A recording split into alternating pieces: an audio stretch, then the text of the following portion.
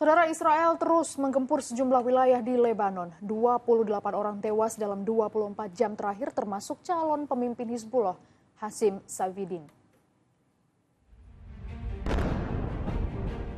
Ledakan besar terdengar di selatan Beirut pada Rabu malam, menyusul berlanjutnya serangan Israel terhadap ibu kota Lebanon. Kementerian Kesehatan Lebanon melaporkan bahwa dalam 24 jam terakhir, 28 orang tewas dan 139 lainnya terluka, sehingga total korban sepanjang tahun konflik antara Israel dan Hizbullah mencapai 2.574 orang tewas dan 12.001 terluka. Sebelumnya, pada hari yang sama, Hizbullah mengkonfirmasi kematian Hashim Safieddine, salah satu pejabat tinggi mereka yang diperkirakan akan menjadi pemimpin berikutnya. Serangan udara Israel berlanjut di kota Beirut pada hari Kamis. Kebakaran dan asap terlihat membumbung tinggi di atas langit Beirut. Sejumlah bangunan menjadi sasaran serangan rudal. Awan asap juga terlihat membumbung di atas kota pesisir Tirus, Lebanon Selatan pada hari Kamis. Serangan ini terjadi sehari setelah pesawat tempur Israel menyerang beberapa bangunan di kota tersebut. Asap terlihat membumbung di Lebanon Selatan pada hari Kamis seiring berlanjutnya perang antara Israel dan Hizbullah. Perang antara militan Hizbullah dan Israel telah menyebabkan 1 juta orang terpaksa mengungsi, lebih dari 2.500 orang tewas, dan memperburuk krisis ekonomi yang sudah ada dalam sebulan terakhir. Israel meluncurkan serangan udara besar-besaran dan invasi darat ke Lebanon dengan mengklaim menargetkan Hizbullah.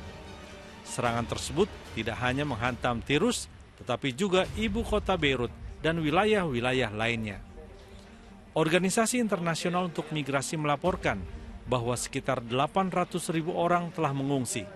Banyak yang kini tinggal di tempat penampungan yang padat, sementara sebagian lainnya melarikan diri ke Suriah. Perdana Menteri Najib Mikati pada hari Kamis memperkirakan jumlah pengungsi melebihi 1,4 juta, termasuk 500.000 anak-anak.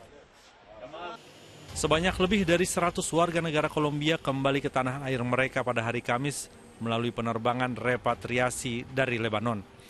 Menteri Luar Negeri Kolombia, Luis Gilberto Murillo, mengonfirmasi bahwa 107 orang berhasil dipulangkan oleh Angkatan Udara Kolombia di tengah perang antara Israel dan Hizbullah.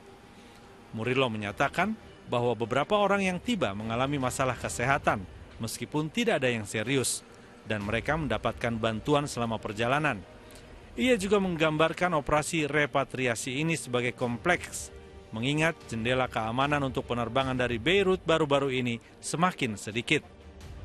Serangan Israel terhadap sebuah sekolah yang digunakan sebagai tempat perlindungan bagi pengungsi di jalur Gaza Tengah menewaskan sedikitnya 17 orang pada hari Kamis. Hampir seluruhnya adalah wanita dan anak-anak. Menurut pejabat medis Palestina, sebanyak 42 orang lainnya dilaporkan terluka dalam serangan yang terjadi di kamp pengungsi Nuseirat yang padat penduduk. Dari jumlah korban tewas, tercatat 13 anak di bawah usia 18 tahun dan 3 wanita.